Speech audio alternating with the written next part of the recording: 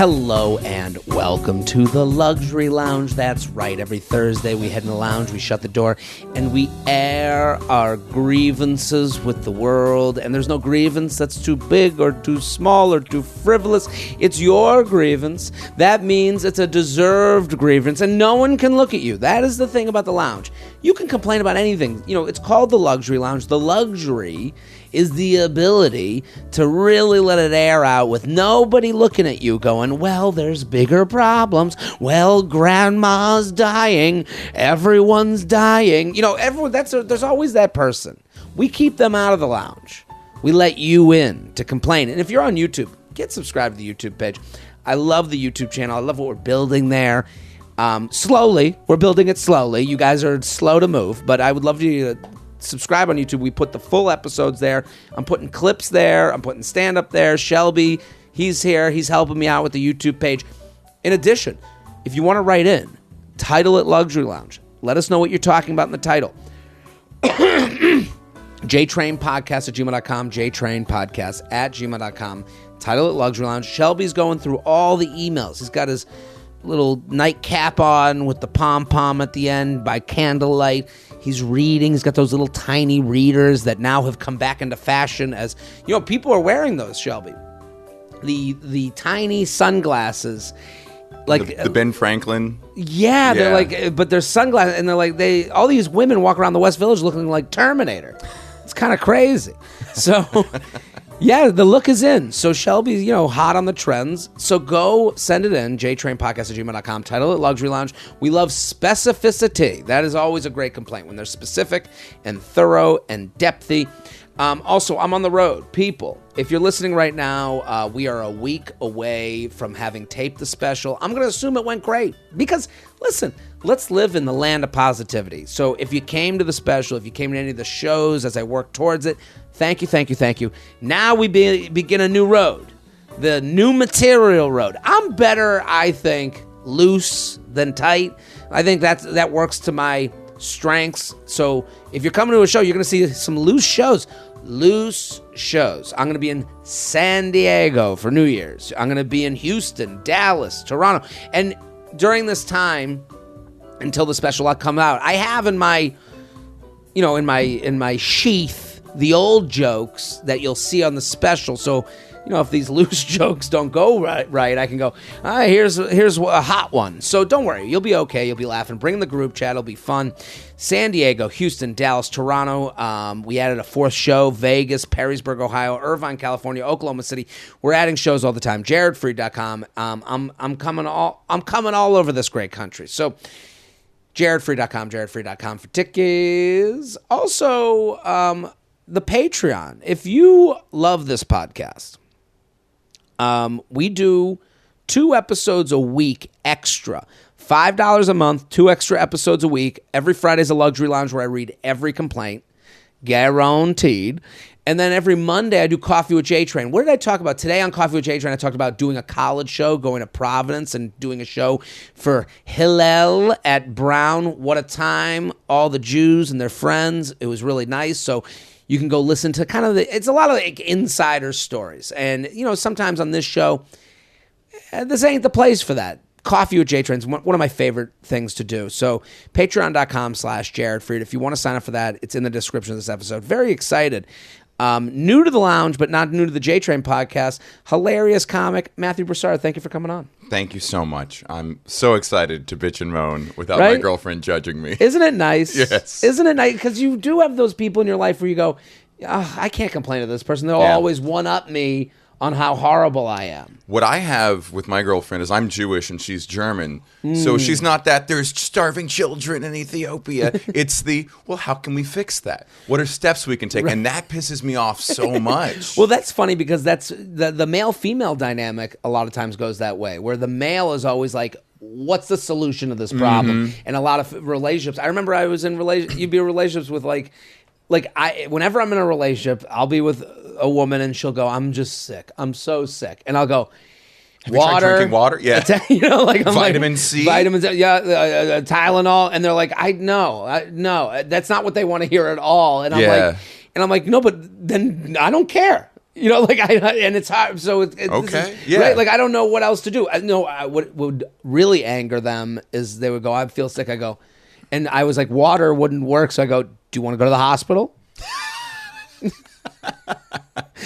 Nothing angers someone who says I feel sick more than going, should I call the ambulance? No, they just want to sit and bitch about Right. it. Yeah. And then I'm like, go to the lounge. That's what this podcast is Yeah. for. So you saying you have kind of a reverse of that dynamic. The German in her comes out. Yes. To really fix it. Let's code this. Let's get this going. Right. It's I don't want to hear you complain if you're doing nothing about it, which is something I've had to pick up with my family now because my mom only complains. It's a Jewish mom. Unbelievable.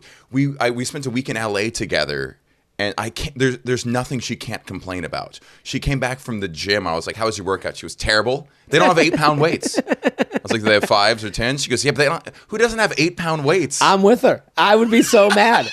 Listen, I do a workout. I do like a timed workout, which I'm going to get to in my complaint. And I use 20-pound weights, and I'm used to those weights. And I know if I have, and just like your mom, if I in my head 8 is the number. If I have to move to 25, I'm like, I don't know if I can finish this workout. Like, yeah. I don't know if it can be done, and I know it can be done. Mm-hmm. And then I get done with it, and I'm like, man, I'm fucking jacked. 25 pounders, making the most of it. Yeah, no, but it is. Is it hard for your girlfriend to like be around your mom? Not, I'm sure she likes your mom, but like, because I go like my mom complains, and to me, start the show. I love the complaints of the people with no problems. Like that's why this podcast exists. Like there's nothing I like. It makes me feel so good. Like I was in Boca. I'm at my parents' like community. They have like a club, and there's a huge fitness center, like the most beautiful fitness center I have seen. Is there a greater disparity between Jews Fitness Center and Jews Fitness? Yeah, it's like everyone here should be jacked. Yeah, you have everything. Just people on the elliptical machine right. in full sweats, like they're Rocky. Right, there's no excuse here. Yeah. You have all the equipment, all the nutrition. Yeah, so I'm walking out, and I'm like, just like walking out, and this woman is walking in, and as she's walking in, she goes, "I hate it here." She's not even talking to anyone. Just, "I hate it here." Like. Just into the air. Into the air. Just putting her complaints out there. And I was like, oh, I love you. What does your girlfriend kind of say about it? Oh, buddy. So during the pandemic, we stayed with my mom for a month. Uh-huh. And my mom is like 75. She has some like pain issues. So yeah. she's unhealthy in that sense. So some of the complaints come from a very real place of physical pain. And she's complaining about being alone, how she's a widow, and her husband never spent money. So now she has all this money, but no one to spend it with, and just constant complaining. I mean, she should be writing into the lounge. That is a hilarious. I love that complaint. We should have spent it then. Yep. Now, water everywhere, not a drop to drink. Yes, yes. And so my girlfriend made the rookie mistake of thinking she could actually help my mom's complaints instead of just listening to it. So we were supposed to leave at the end of a month and go back up to New York. And my girlfriend said, "You know what? Your mom's really not doing well. Let's go down to South Florida and show her some homes." I did some research. I found like 4 or 5 communities that I think would be great. And we spent 2 or 3, we drove down for like 8 hours and 2 or 3 days of just looking at different places, all amazing, all 55 and up communities. Right. And my mom had a complaint about each one. Oh, the noise, or you have to share a wall with this person. It's hot. The lake is ugly. The fitness center isn't nice. And you can see my girlfriend just like really being defeated by each of these losses. Right. And we finish all of them. My mom likes none of them. We're just driving up a Florida highway. You've just done an 8-hour drive to show her places that she should love. Yes. Yeah. It was a labor of love on my girlfriend's part. It was such an appreciated thing to see her try to help my mom, because everyone who knows my mom is done trying to help her. Yeah, right. And we're driving back, and my mom's complaining about all of it. I can see my girlfriend just kind of getting like annoyed, because a complaint starts to sound like an insult. Right. After enough time. It is disregarding your effort. Yes. Yeah. And my girlfriend kind of bites back. And my mom bites back on her. And I think my mom insults me. And my girlfriend gets very defensive when my mom insults me. And all I remember was my mom saying, "I gave you him. You wouldn't have him without me." Oh my God. Then I can't remember what was said. but it ended with, you can get out of the car. My mom goes, fine. And we go from 70 miles an hour to 0 miles an hour on the shoulder of a Florida highway with my mom storming out the car. That is like for anyone listening from Florida, you're like, that is scary. Scary. Florida highways, there's something about, they drive like wild people there. They're very wide. People are going faster than you've ever seen someone go on a highway before. And the flow of traffic is just fast. The slowest lane in Florida is the fastest lane in Ohio. I promise you that. So your girlfriend was like, get out? Yeah. Screeched to a halt, get the fuck out the car. And she got out. And my mom stormed out the car. How do you get her back in? My girlfriend realized what had happened, and they resolved it. But it was... Did you get involved? No. In my mind, it was great to see them fight each other. You know that feeling where I'm like, oh yeah, fight. I'm always the middleman between this fight. It was so great to see. For a moment, I was like, oh, I feel special. They're fighting over me. And then I was like, oh, this went terribly wrong. So there was a point in my life where I would ask friends how their significant other gets along with their mom. Mm-hmm. And it's interesting how ill-equipped men are to handle this battle, to even be a referee, to even get involved. Because you'd see men, I'd have male friends that were like, they get along, great. And then the first thing they would say, they go, thank God. And then the people who said they don't get along, they would go, it's tough.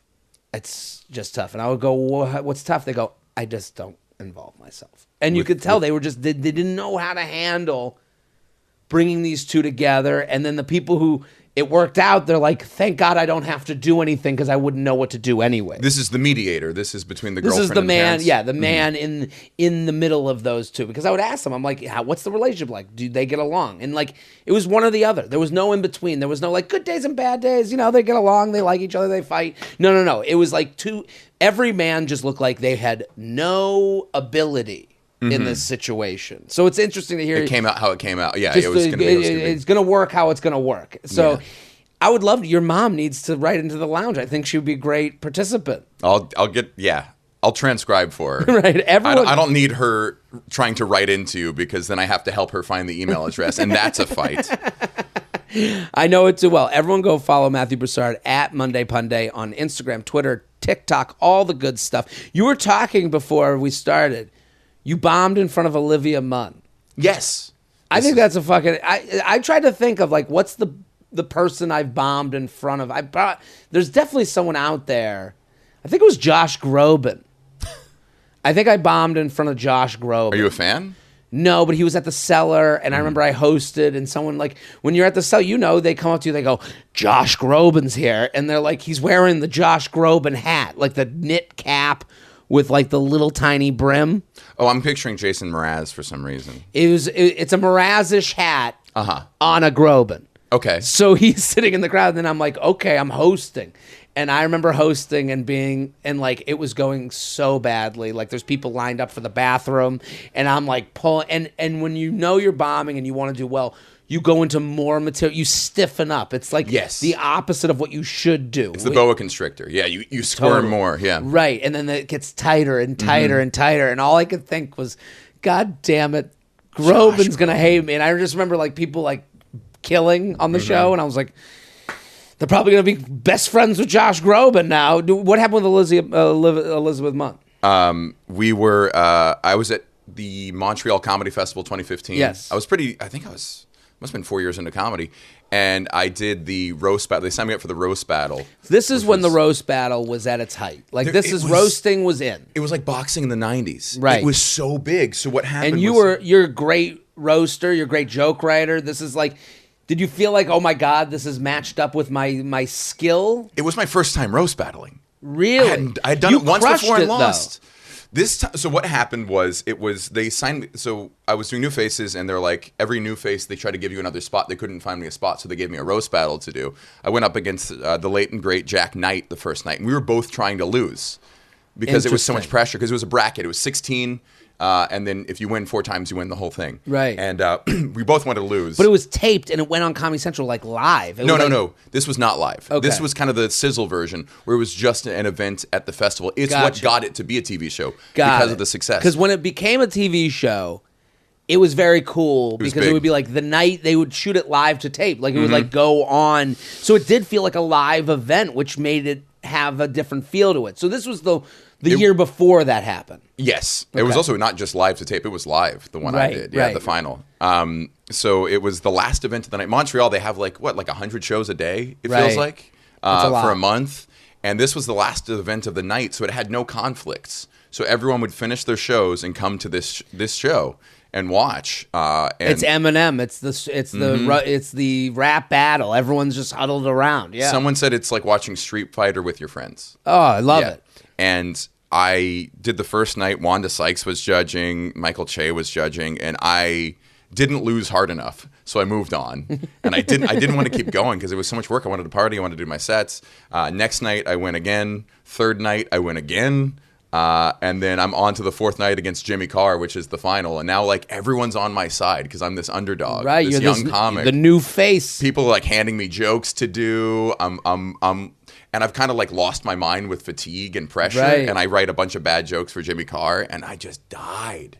I got, like, defensive on stage. At one nothing point, looks Jeff goes, worse. "Matthew, are you okay? You look angry." In the middle of Jeff Ross, the meanest guy ever, is Right. like, "Are you sure is this too much pressure for you?" You're a live audience, and There's no worse look than angry yeah, on stage. Nothing Yeah. like, and nothing worse than getting defensive in a roast battle. That's Right. It's such a rookie mistake. If anyone insults you, you just try to you absorb it and then flip it back on them. Right. Never like, "Hey, that's not true." No, right. I've actually been on TV more times than that. What? How is that going to make you look funny? Right.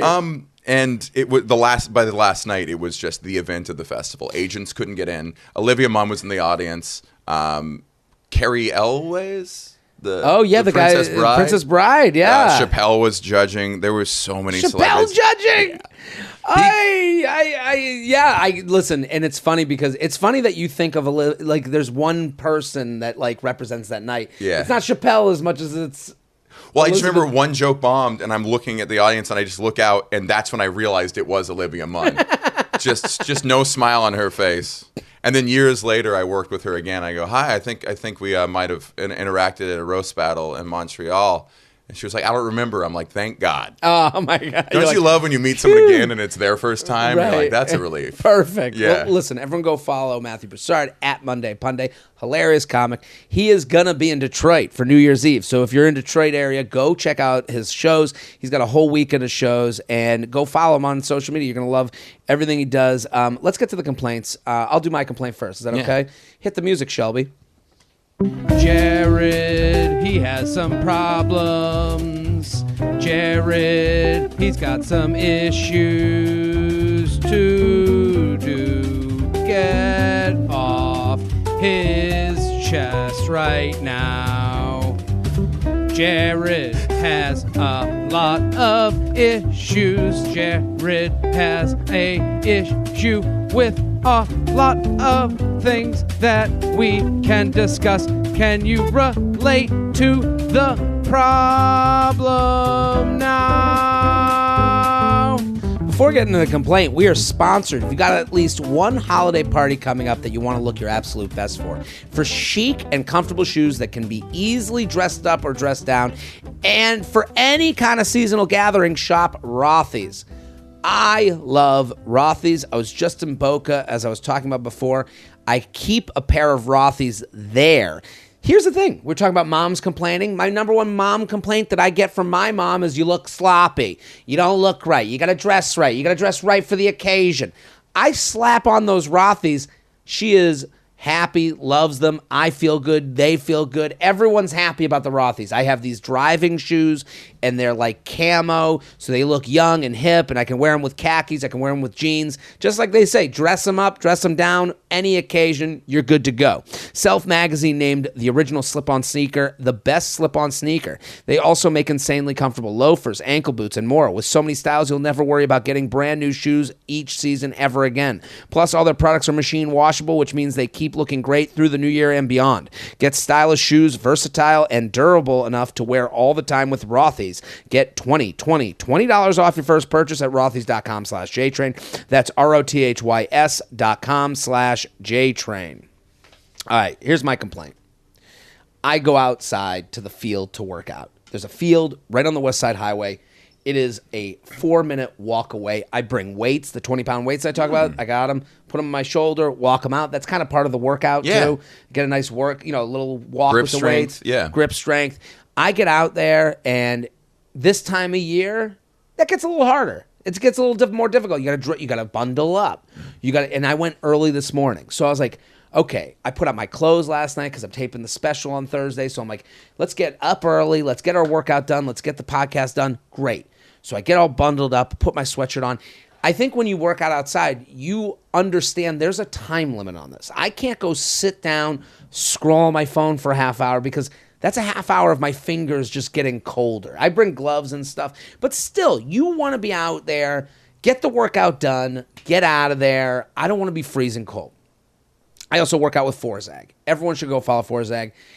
Especially you travel, if you want to do workouts on the road, it's always, I mean, I don't, not to plug him, but I'm so happy with what he gives me. He gives me a 45-minute workout, beginning, middle, and end. There's a 6-minute warm-up. He does it every workout. Then there's like a 5-minute set, a 6-minute set. Then he slows it down for a more strength-building set that's like 7 minutes. And then he ends with like a 5 to 6 minute like time thing. It's like a game at the end.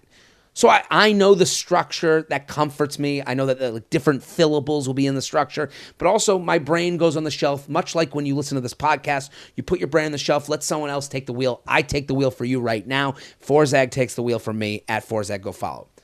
I set up my phone. I put on my gloves. I got my big beanie hat on. I'm all bundled up. There's a guy 4 feet away starts setting up. 4 feet away. Setting up his camera. He's got a skateboard. He's taken out. He's got a very nice camera, putting on his headphones. He looks like he's about to shoot something.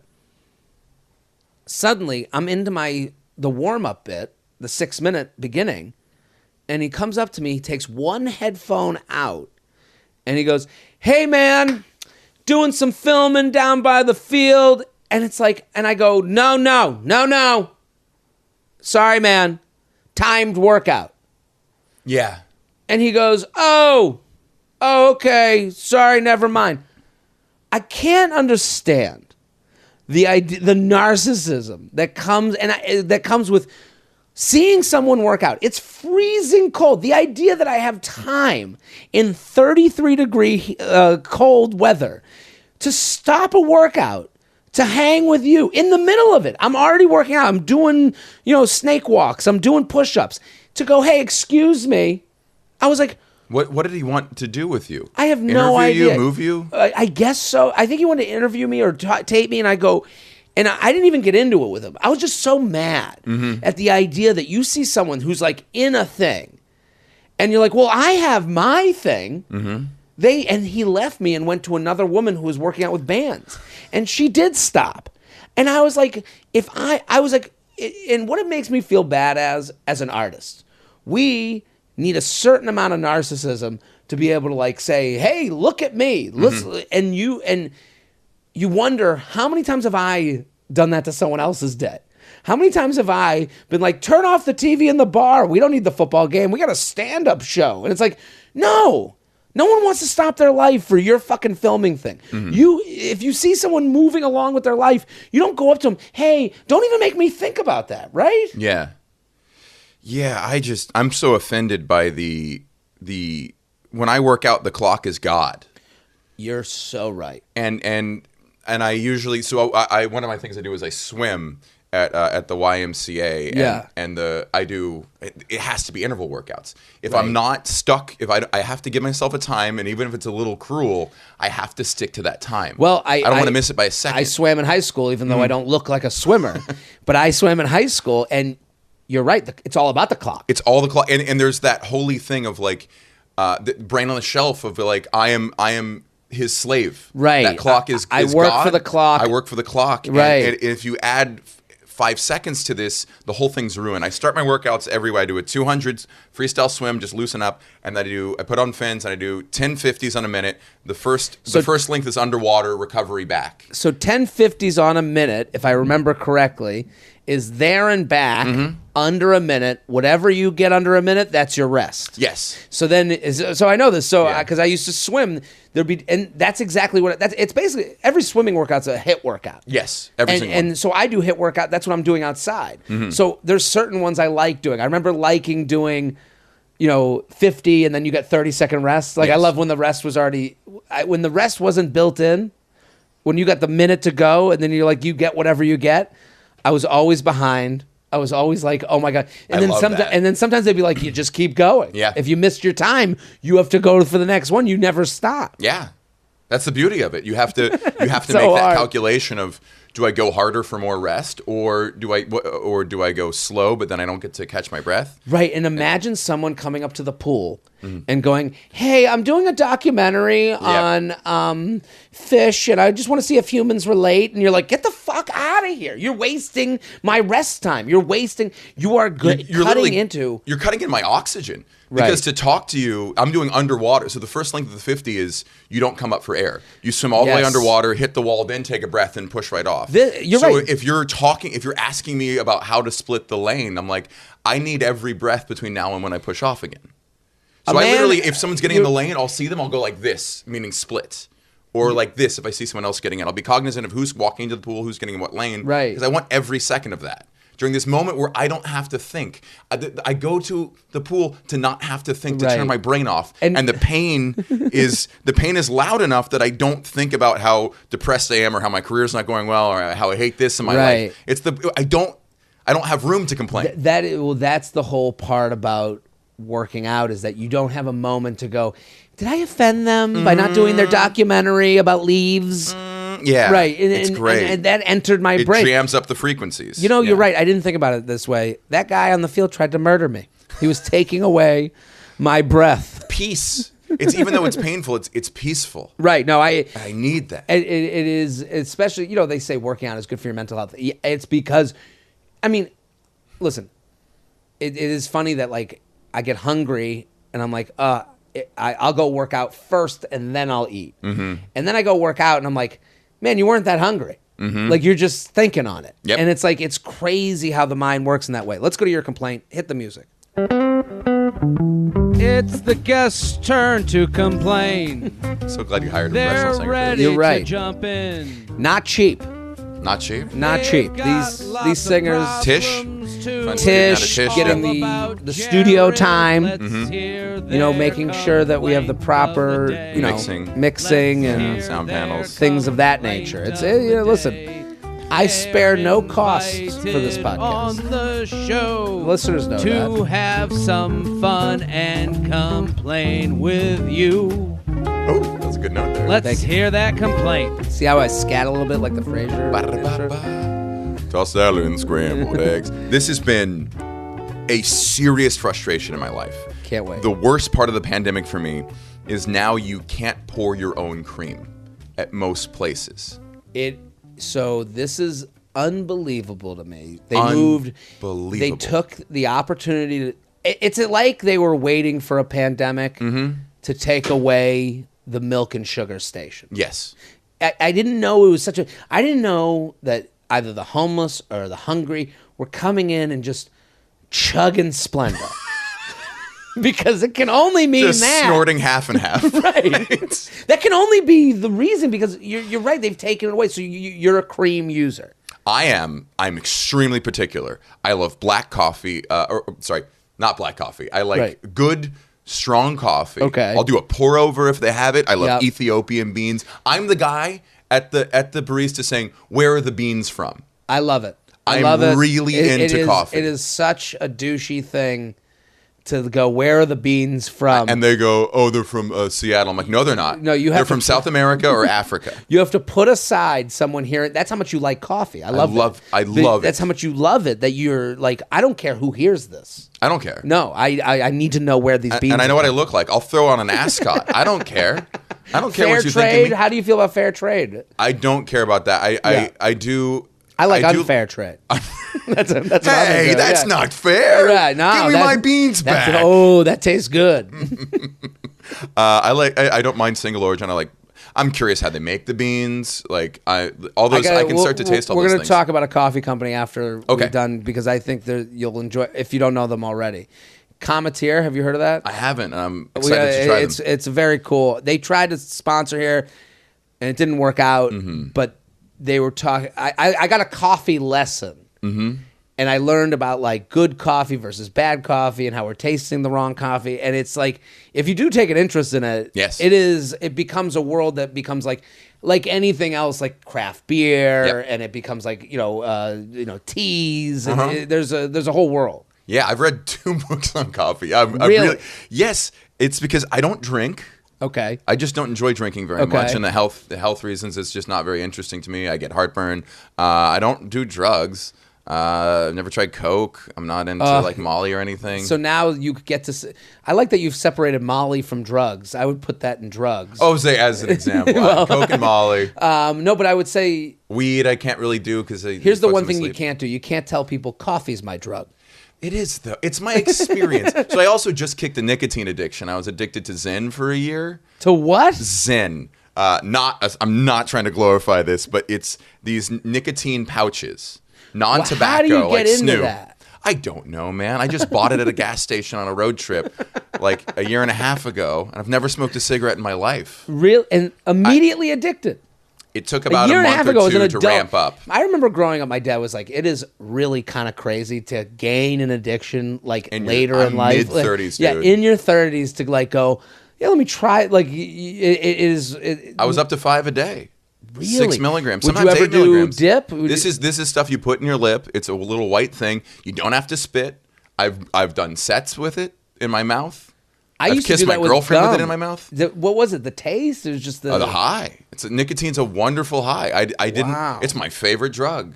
I got so addicted to it so fast. It clears your mind. You can write better. And then the second the high disappears, you want it so bad right Really? away. Just one after the other all day. I've never gotten into nicotine because I could never inhale a cigarette. So go on about the coffee. So now that I'm trying to kick it, coffee is really important. That's a lot of people who Right. kick nicotine are like, I had to just up my coffee. I had to let coffee be my to cigarette. me, coffee is a thing to do. Mm-hmm. Like I like coffee as an experience. Like I'll leave. It's a ritual. We'll get done with this. I'll go to I have like 4 coffee places that I frequent. Like I know people who work there just from going so much. So like I do understand the need, and especially comedian on the road, coffee kind of becomes a great time filler. It's a great way to explore a city too. I want to Right. find. I search Ethiopian coffee or pour over coffee because I want to find a place that's like really bougie. Okay. If they sell food, they're probably not as good.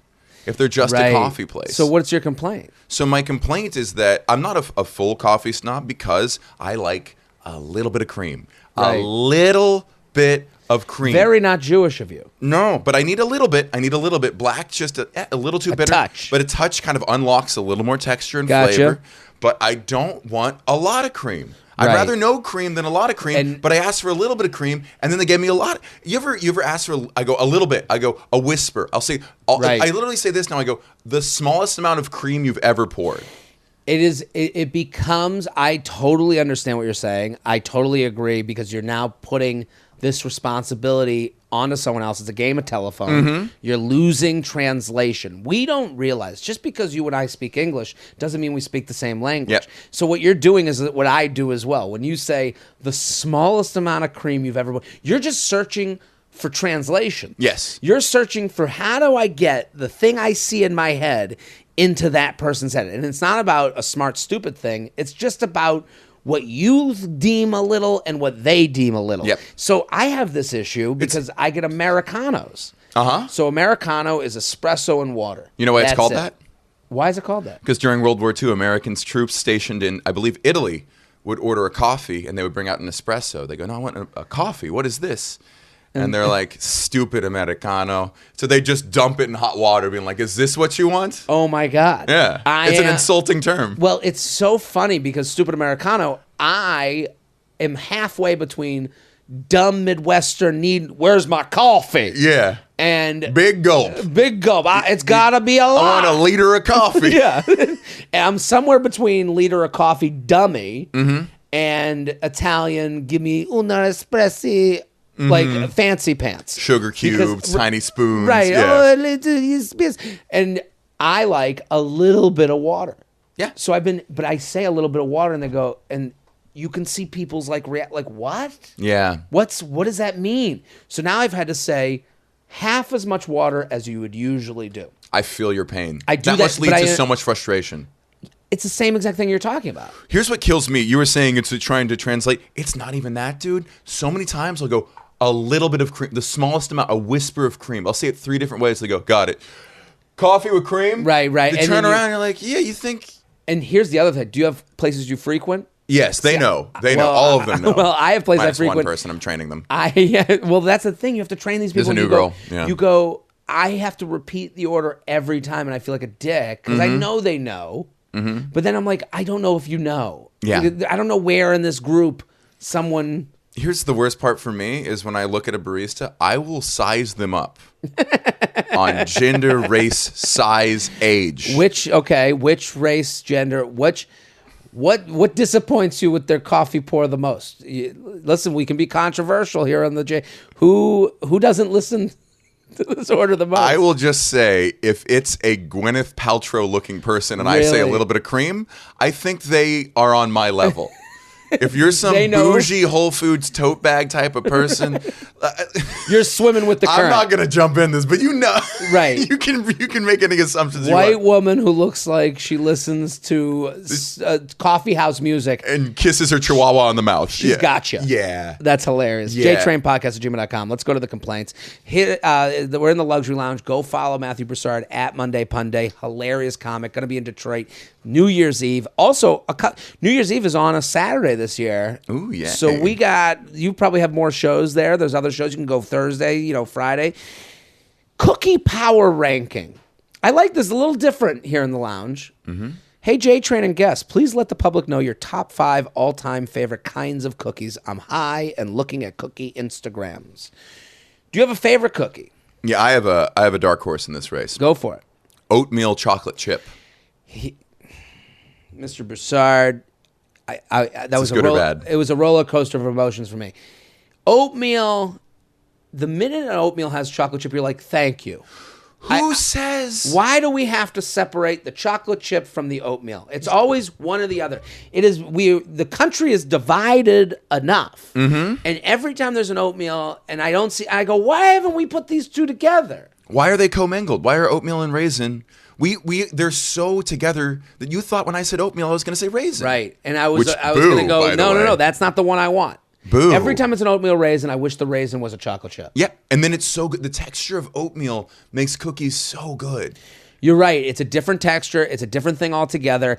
It's Drier and crumblier. Right. And if it's done, okay. So mine, it's funny with these things. We all try to be special. Mm-hmm. We all try to have like the interesting take. The chocolate chip cookie. It's great. You can't beat it. And here's the reason.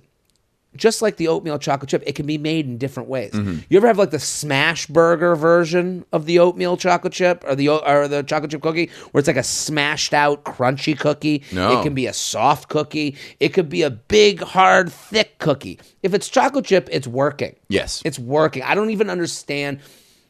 I know Crumble has become a thing where they're doing new cookie reveals every week. Oh. It's like a chain that's around the country. And then I see some of the Crumble reveals and it's like, there's like a key lime pie on top of a cookie, and you're like, what have we done? What? Just have the pie. You didn't even want a cookie. The cookie, it is. It's how old conservatives feel about marriage. I mean, like we do. It's one way. Why are we trying to make it new ways? I just don't get it. Chocolate chip, I think Oreos don't get the play they should get. We Oreos don't are good. talk enough about Oreos. Have just been around for so long. I think a Snickerdoodle can go fuck itself. Really? Shelby's disappointed right away. Shelby, I said Snickerdoodle. He thought I was going positive. He went like this, and you like a Snickerdoodle? It's soft. You don't like it because of the name. Fair. Yeah, the marketing for Snickerdoodle, I feel like a ridiculous person when I say Snickerdoodle. Like It's hard to order one and sounding like an adult. right, I'll have a Snickerdoodle. Yeah, no, maybe that's it. Put that in the special. Me too, the Snickerdoodle bit. Yeah, you're right. I think they're good. They're just not as good as chocolate chip. Sugar cookie? No, I'm out. I'm having sugar cookie because there's no other cookies left. Yeah, I wouldn't pick it, but I wouldn't mind it. I mean, I like most cookies. I like Oatmeal chocolate chip, I think, is a great pull because it's different enough and it keeps me in that chocolate chip zone. You know what I don't like? M&M cookies. No, I don't know like why either. we're doing that. It feels like we're straddling for no reason. Just go with a chocolate chip. M&M is it's like war chocolate. Like, I want something that actually melts. I want something that's not stable at room temperature. War chocolate. JTrain podcast at gmail.com. Luxury lounge. Complaint. Kitchen in the middle of the office. Papa JT, I'm back with another luxury complaint. I am beyond frustrated. I work in an office with about 40 to 50 people, and the kitchen is located directly in the middle of the office. And once it hits 12 p.m., everyone is heating up their food in the microwave or toaster oven. Not only does the smell diffuse around the entire office, but there's always someone who wants to heat up their leftover fish from last night. To make matters worse, there's no cafeteria or area outside the office to eat your lunch, so everyone just eats at their desk. The constant stench of food makes me nauseous, and my company should really look into creating some form of cafeteria and or ban people from bringing in smelly food. It's really gross. What do we think? I have a complaint about that complaint. Please. That it's too good of a complaint. That's not minor. That's a serious... Right. That sucks. That sucks. And it's not even the food's disgusting. It's that it's food. Yes. It's I am in a place of no food, and now it's been brought to the smell has become food. Like sugar is always welcome. There was cookies in your hallway when I walked down here. Different story. Yeah, yeah. But Savory. I guess you're right. Savory is going to be off-putting. That's the thing. You know, there are some places. It's like other people's music. You're like, I don't care if it's good music. I want my music or no music. Right. You're totally right. And it's like you don't want to walk in. There are places that are Glade. I want to smell Glade fresh. Yes. I want freshness. I want sheets. I want sugar. I want holiday smells. It's the contemporary jazz of smells. Absolutely. It's the elevator music of smells. Right. Yes. This is something that's going to be pleasant no matter where I'm at. No one loves it, but everyone likes it. No one loves it. Right. Yeah. I don't want to walk. It's the Adam Levine of... Right. Glade fresh sticks are the Adam Levine of smells. And unless you're a young woman who's approaching over DM, but that's another story. Here's the thing. I don't want to walk into the office and have it smell like grandma's on Thanksgiving Day. That's disgusting. If I smell mashed potatoes in a non-mashed potato place, I am disgusted. Especially when it's, or any mix of two smells. I mean, that's what's happening in this company, Yeah. this cafeteria. Anyone can come in. So someone will be like, it's Chinese for me. And someone else is like, well, it's cheeseburger day for me. And now you get a mix of Chinese and cheeseburger. Yeah. This is a fusion no one asked for. Smell, I was thinking about this last week. Smell is so weird because if, let's say you have a landlord situation with noise, you can go out and measure the decibels of that noise. Right. Right? Lights, you can say it's this bright at night and take a picture of it. Right. Smells, there is no metric to indicate how bad a smell is unless you're there smelling it. So someone's like, it smells really bad. And like, I'm sorry. And then if you actually witness the smell, you're like, oh my God, how do you deal with this? Well, that's the thing. There's always I think it's great person. Ooh, that smells delicious. So these people are emboldened. And you can't, it's just different smell. If it's a savory smell, it's bad. Yeah. If you're in an office and smelling savory, there's been a mistake. This is horrible. And honestly, it's the company. They've said, everyone come back to work. And it's like, well, come back to work, but there should be some sort of open campus thing going on. Get out of here. If you're going to have lunch, get out of here. Don't encourage this madness. Yes. Also, just eat a cold lunch. Do a turkey sandwich. Also, how about no lunch at all? How about get your shit done as soon as possible so you can get out and be with your family?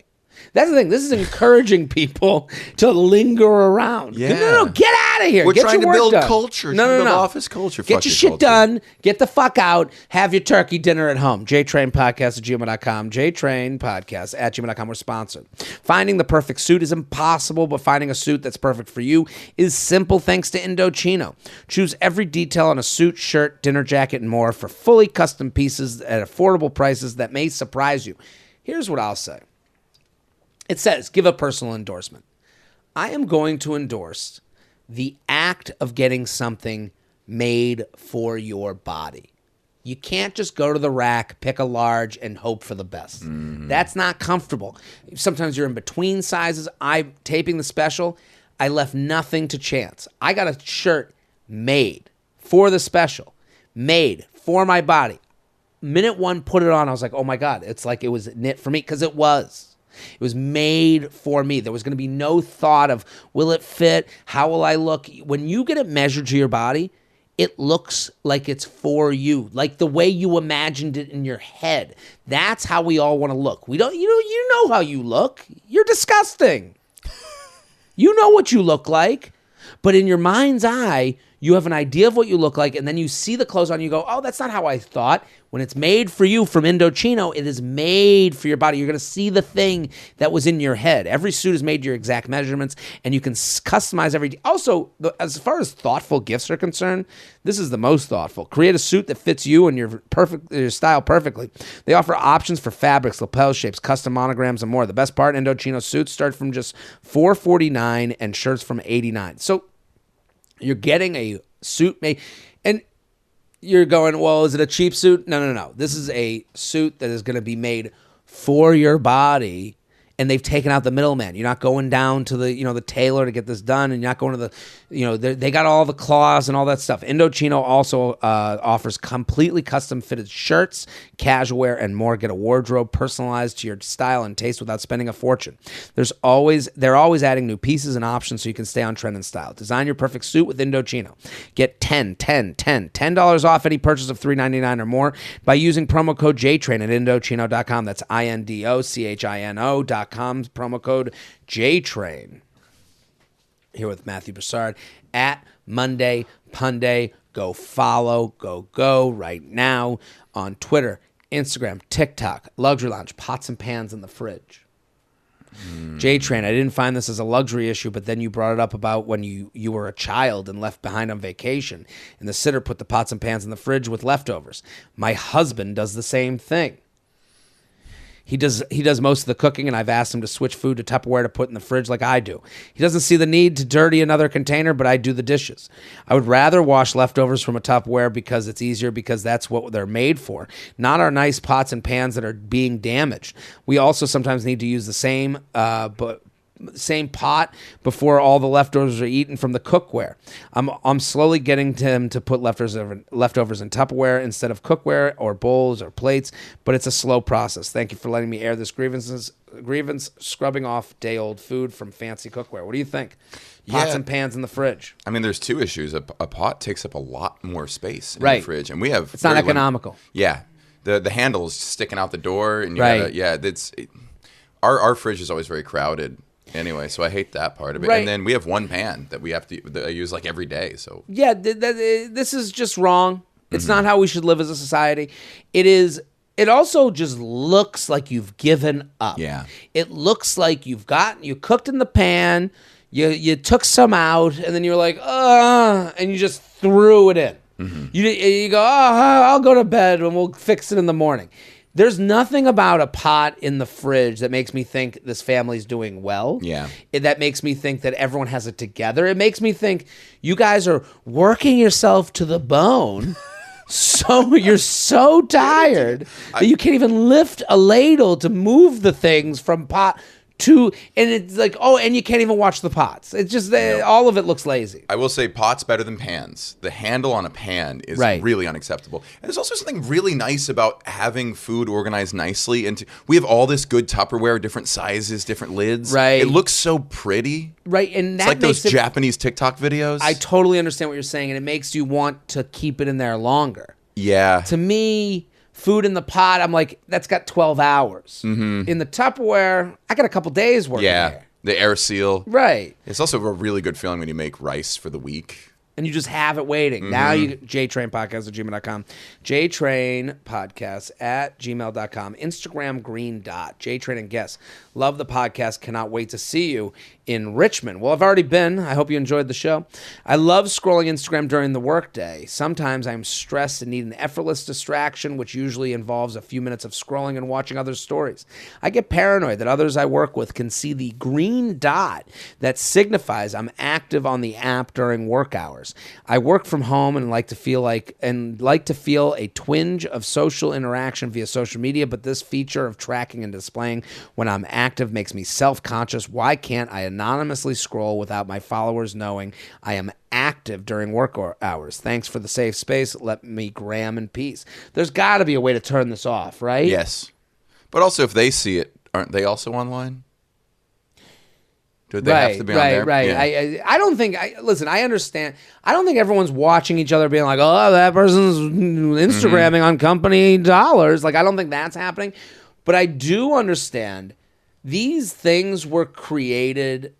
I have like a lot of opinions on this. Actually, like this like bothers me that the idea that that green dot doesn't exist for you. It exists for someone else's anxiety that is worried that you may that needs to be coddled to let them know that you've seen their message. That's what all this stuff is about. The fact that you can't turn that off on Instagram is so intrusive. You turn? You can't. The scene option, I think you can't turn that off if you follow each other, well, or if you've accepted the message. All of these things, these apps were created by anxious nerds, and everything is made to make them more comfortable, not people strong-willed with the ability to suss out that maybe people don't have the time for you, that maybe people have better things going on, that it's not about you, it's about them. Like, this person goes on Instagram to get a break. Good for you. You should be able to do that. They have this green dot because there's someone out there that's going to DM you, and they're going, well, did they see it yet? Well, are they going to get back to me? Did I write it right? And it's like, yeah, that's called being a human. You're going to have to deal with that every now and again. They have the same thing on Facebook Messenger. It tells you Jared's an active user, so he gets back to people within 2 hours. This is all for the person who's coming to you for a favor. Yes. Do you know what I mean? I am realizing right now the scene thing is so you are forced to like, oh no, they've seen it, I have to respond, and just make you more active on the app. Right. And because that other person can get some sort of comfortability, why does everyone deserve information about me? Yes. When they come to me. Can I tell a slightly unrelated story? Please. I was at a coffee shop in Charleston, a nice coffee shop. And great coffee shops in Charleston. Big fan. Yes. And there were college kids. I was just eavesdropping on college kids' conversation, which is one of my favorite things to do. Love an eavesdrop. I didn't know it was eavesdrop, not eavesdrop. Oh, really? It's I had to look this up. Eaves. Eaves. I did this for Monday Punday at one point. It's EAVES, and I think eaves are like vines or some kind of plant. Really? Yeah, I don't know further etymology, but that's where eaves come from. Okay, like good to eaves, know. Yeah. I just couldn't believe I'm sitting here like an idiot. Eavesdrop? I'm easy dropping. Oh, there's one I had wrong like that. That was I used to think it was pre-Madonna. Like, she comes before even Madonna. Right. That's how full of herself she is. They were saying, I just heard a girl say, yeah, and what she does is she doesn't like her boyfriend like snooping around, so she created a fake account that follows all the people he follows. So she can get on that account and see which of those posts he likes to see who's... And she was like, in his policy, her policy with him is that he can look, but he shouldn't be liking. I was like, the intrusion, and you know how girls will gas each other up. They're like, that's a great thing you're doing. Right. Yeah, keep doing that. Right. It is. I mean, it is funny though, because you're not off topic. This is something I sound like a conspiracy theorist. Like, I talk about this a lot on this podcast, of this idea that we're creating a world that is more comfortable for the people who hated the world more than the people who enjoyed the world. Like, we're creating a world that for people that hated going outside, that didn't like going to parties, that didn't really feel like, and listen, I sound bad because I'm talking about someone who has trouble with social interaction. But the world that we're moving towards is their world, not the world of people who go, listen, there's going to be uncomfortable parts of life. There's going to be uncomfortable conversations. And that's kind of how it just works. You push through the pain, yeah. Right. And you learn from it. And you learn who you like and you don't like. And you make relationships. And those relationships become stronger. I was listening to a podcast the other day about how people are lonelier than ever. They're spending more time alone than ever. Yes, because we are moving towards the lonely person's world and not the world of a social person. And it's funny that you're talking about this woman who's like, I've created another account to follow the guy I like, to track them, to make sure they do things I like them doing. Sounds very nerd in high school. Right? Sounds like this indulging cool woman character with flaws. Right. This cool person who has a boyfriend, is doing well socially. And the thing is, they're afraid. They're afraid that this boyfriend or whatever is going to hurt them. And so they are going into protection mode. And it probably means the relationship shouldn't work, but it's No. interesting to me. It's paranoia being indulged. Right. What should happen is you should have those fears and then realize there's no way of placating those fears. So you have Right. to learn to deal with the fact that you're not going to know certain things the people you love are doing, and Right. you have to maybe, I don't know, trust them Or know they're going to end make it. mistakes. Or go, I don't trust you, and that's a reason to end this relationship. Mm-hmm. Yeah, it is. It's just interesting to me because, listen, I see it myself. I'm talking about this because I go, oh, I do lonelier things now than I would have thought I would have been doing or that I've done in the past. Like the idea of calling someone to get a beer like that, like I haven't seen in a while. I'm like, do I want to do that? Do I want to spend the time? Do I want to leave the house? And I used to just be like, I'm here. Let's just hang out. And then you get to that hangout and you go, oh, this was nice. I should have been doing great. this more. And the more you dread it, the more fun it is. Right. JTrainPodcast@gmail.com. JTrainPodcast@gmail.com. Here with Matthew Broussard at Monday Punday. Go follow. We are sponsor. Joy Mode. Joy Mode's sexual performance booster is like a pre-workout, but for sex. Joy Mode makes natural and science-backed wellness products for men. Put simply, the sexual performance booster enhances sex drive and blood flow, resulting in better performance. ED prescriptions can come with all sorts of side effects, and over-the-counter gas station pills are sketchy. That's why Joy Mode was created. They knew they could do better than everyone else on the market. It's easy to use. 45 minutes to 4 hours prior to sexual activity, tear open a packet and mix with 6 to 8 ounces of water. Just like your favorite electrolyte packet. You'll notice better blood flow, better erection quality and firmness, and increased sexual energy and drive. Boom, that's it. I love this. What I love about this is just the act of doing it with a partner. Like the act of like tearing open a Joy Mode, looking into your woman in the eye, or you're the guy, whoever you're with in the eye, and just going, we're about to turn this on. This is a fun thing. Want to spice things up in the bedroom and boost your sexual performance and do it naturally without nasty prescription drugs? Joy Mode has a special offer for my listeners. Go to usejoymode.com/JTrain or enter JTrain at checkout for 20% off your first order. That's usejoymode.com/JTrain for 20% off your first order. Thanks, Joy Mode. Other problem with nicotine, makes your dick not work. Really? But one of the biggest, isn't that funny? That's one of the biggest reasons I quit. Of like cancer, heart disease. Your dick gets soft in the heat of the moment? No, unacceptable. They say most inventions are via sex or war. Yeah. So it makes sense. Like none of them, it's not cancer treatment. Yeah, they talk about like the greatest inventors and scientists all discovered stuff while they were single because they wanted to get laid, like Einstein. I mean, relativity was like, this'll really warm up her britches. This is all back to my thing about social media. It's created by people who were like, how do I get laid without disappointment? Hot or not? Hot or not? Yeah, it was becomes Facebook. Yeah. How do I look at women or talk to women without having to feel them hate that they're talking to me? Yep. Luxury Lounge, lunch meat let down. Jared, love everything you do. I'll get right to my complaint. As a busy working mom of 4, thank you for listening. Mom of 4. Wow. Love it. I was so excited when my local grocery store began offering the option to order lunch meat online. I was overjoyed that I could now place my order in the morning and pick it up after school drop-off without standing in a long line. But every single time I grab my order, something is wrong. This means I have to go to the very lunch meat counter I was hoping to avoid and wait while they fix the problem. A bologna order labeled and priced as ham, plain chicken being provided instead of barbecue chicken, etc., etc.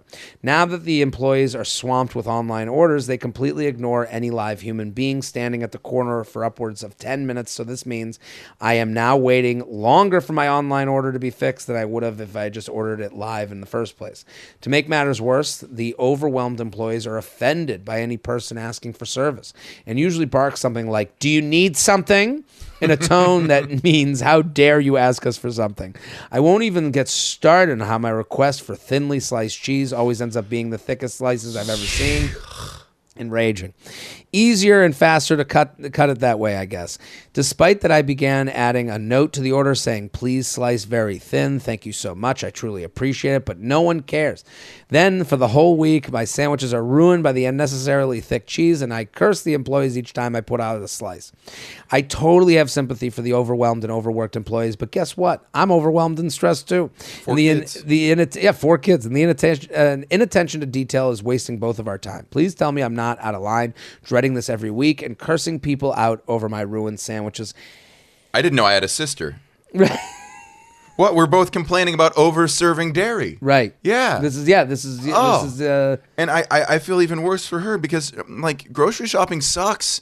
You have Right. to do it. You have to have a tactical plan. You have to have a list. Right. You want to zigzag through that market efficiently. This is different than coffee. Coffee, I'm on my time. I get Who it. cares? Yeah, and whatever. it's already an indulgence in a way. Right.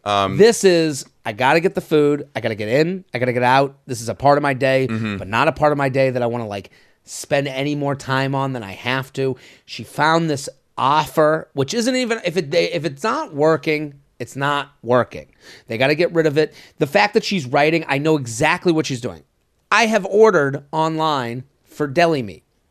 I have stopped doing that. It doesn't work. I totally agree with what she's saying.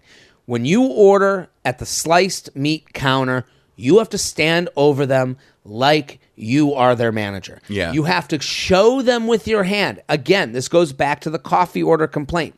You have to go, because when I get sliced turkey, I like it thin, but not paper thin. Yeah. I say to them, I go, I want it. Shelby's shaking his head. I'm serious. I've seen you eat deli meat. You've seen me eat deli meat. What in thickness? It- What matters? It matters because It I like matters. no. It matters because you've seen me eat deli meat because I want to be able to take one slice and peel the whole thing off without it breaking. When it's too thin, you get a little tiny piece, little tiny piece, little tiny piece. Now I'm getting minced chicken. Now I'm getting this is horrible. No, you want 3. When you make a sandwich, you want to be able to fold the sandwich. If you're on YouTube, you can see what I'm doing. Yeah. You want to be able to put one piece and fold Like it a on ruffled itself. shirt. Yes. Yeah. You Like wanna- Austin Powers. Yeah. Totally, like a ruffled shirt. And unless you're standing there, because then what they get to do, you go, I want a thin slice, not too thin. Mm-hmm. Then they go, let me show you some. They always hold it up. Is this good? A little thicker. Now we're working They give you a together. taste of it? Let you They eat give a you a slice? taste. I never take the taste. I don't like the do, taste. but I'm like, I don't like free things. I don't trust it. Can we admit that deli workers are like the pharmacists of food? Right. They got the jacket on. They got the jacket on. They kind of take themselves a little too seriously. Right. It takes longer. Just going to the deli is such a laborious task. Right. When the rest of shopping is so amazingly efficient. Do you go in and get the ticket first and then go do some shopping? I've honestly given up on deli meat because it's such a process. It is a process. I'll go When- buy a cat's sandwich, but I don't want to make it for myself anymore because it's just Right. not worth the work. And you buy a pound thinking it's a lot, and it lasts you 3 sandwiches, and you're like, I thought that was going to be a week's worth of deli Right. meat. Well, sometimes if they cut it too thick, that's like one sandwich. Mm-hmm. Because you're like, I go on 3 slices. It is, when you order it online, it is as if they slice it up, and then they take it and they smush it together, and then they put it in the back closet, and then you go, oh, and then it gets delivered, and you're like, why do I have this brick of turkey?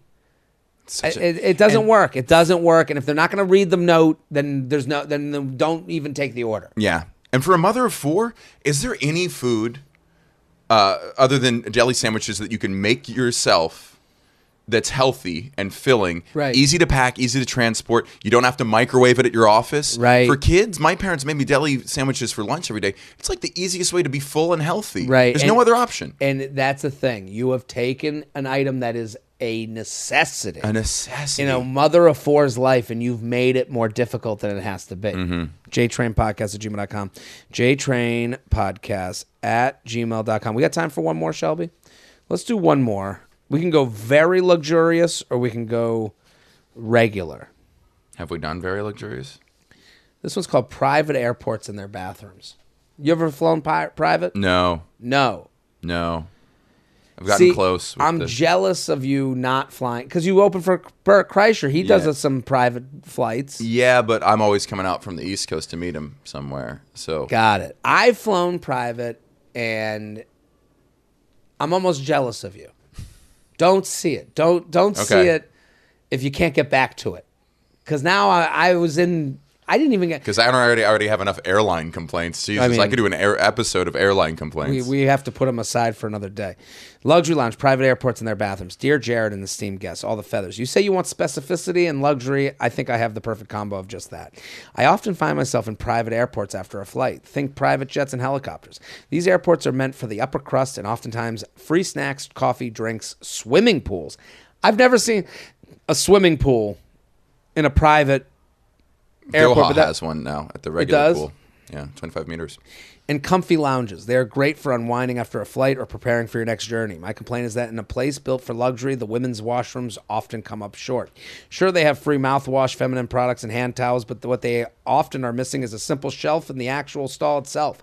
I won't accept not having access to my phone to enjoy Instagram or work on the day's Wordle while I use the facilities. But afterwards, I'm left with the options of fitting my phone into a non-existent pocket or staring at the floor and wondering what the safe radius of grossness is from the toilet itself. As I ultimately juggle my phone in my hands like a circus act while trying to get my clothing situated and praying it doesn't drop. Is it too much to ask in a place of luxury for a small shelf that is often found in public restrooms to place my phone as I become presentable again? Sincerely, Bozo and Bougie. What do you think? I don't even think the private jet part of this doesn't even... shelves in bathrooms. Generally, I will say that I've never flown private, but for the amount of money that's being paid, right, you get to complain. Right. So I've flown private. What they're saying is right. You go basically to like this house, and I've the one in, what's it called? Teterboro. There's a popcorn machine, coffee machine, light snacks, a little bit of alcohol out. Very serve yourself. It is like the Delta Sky Club with no one working there. No one, they just take as you go. And I love that. And then they have the bathroom. They do have some mouthwash. They got some nice things in the bathroom. But it is not a high-end place. And here's the thing I will say to them. The beauty of flying private is you go when you want to go. So it is interesting to me that they're like, oh, the place where you wait for the flight at the place that waiting doesn't exist. So this means this person doesn't own the plane. That's the beauty of flying private. Whoever's paying, you go when they get there. Yeah. So if you're not the paying person, which I have been, I am not the paying person, you go, ooh, it's so nice. They got a popcorn machine. They got a coffee machine. The people who pay have no fucking clue what shelves exist in the bathroom because they walk in, they go, let's go, and no one breaks stride. It's the most unbelievable thing, especially because we have a lifetime of going shoes off, shoes on. Don't leave your bags while you go to the bathroom. Right, don't leave your bags. You got to bring things with you. And then we look at the Sky Lounge, the Delta Sky Club. We go, ooh, luxury. And it's like, nah, Luxury is never stopping your stride to get onto the flight. To go, yeah, I'd like to leave at 4. And you leave at 4. That's luxury. So I understand this person's complaint. I agree with them. But it's kind of, I understand where the people are like, we don't need a shelf in the bathroom. People go in their house, they drive here whenever they want to go on their flight, and then they take off. So you're saying the lounge for the plane is not for the person paying for the plane. Right. Yeah. And that's why it'll never improve. I still think having it's nice to not interact with the floor in any way, shape, or form in any kind of bathroom. I agree. This is a peasant who experienced Elysium, and now they're complaining that there's no peasant pleasantries in Elysium. And the only reason I understand this is because I've been in that waiting room where you're waiting for the person who paid for the flight. You're going, oh, the popcorn. I'm sitting there chomping on popcorn, being like, and then I look at like the person who's like brought me, and I go, you got like a popcorn here? He goes, I never noticed. Because he's always on the fucking plane. And because he's paying so much, it's like, yeah, that's not free coffee. Right. That's not, they're giving me coffee for the 100,000 I'm dropping. Right. And also the extra, thank you. I'm not spending an extra hour here to spend, if you're doing the by the hour NetJets thing, that's more money to spend. They're going, no, we're leaving. I do appreciate the transparency of that person to bring a complaint like that. I love it. Yeah, I love it. Listen, I encourage, even though some people want to get, I agree with them. There should be shelves in every toilet. Shelves everywhere. Yeah, that's everywhere. That's how I run for president. Shelves in every toilet. And a coat hanger for sure. I've definitely just set my coat on the ground. I in an had airport this happen bathroom. the other night, and I've never been. And you just like this person said, you kind of look at the ground and you go, how gross is this? And I'm like a disgusting person. Right. I'm like, I don't care. I'll eat food off the floor. Yeah, I'm with you. But like that's a line. You have that moment, you see no coat hanger, you go, I guess I'm putting it on the floor. I guess I'm putting pee on my jacket. Yep. JTrainPodcast@gmail.com. JTrainPodcast@gmail.com. Matthew Broussard, thank you so much for coming on. This was fantastic. Everyone go follow therapy. Matthew at Monday Punday on Instagram, TikTok, as well as Twitter. I'll be posting on my socials. Go follow. So funny. Detroit. He's doing shows New Year's Eve, doing shows the whole weekend. Go to the shows. You will have a blast. You will love Matthew Broussard. I'm Jared Freid. If you're listening right now, go join the Patreon, patreon.com/Jared Freid. Got extra podcasts. If you're here this late in the show, you're having a good time. And we'll be back next week. Boom.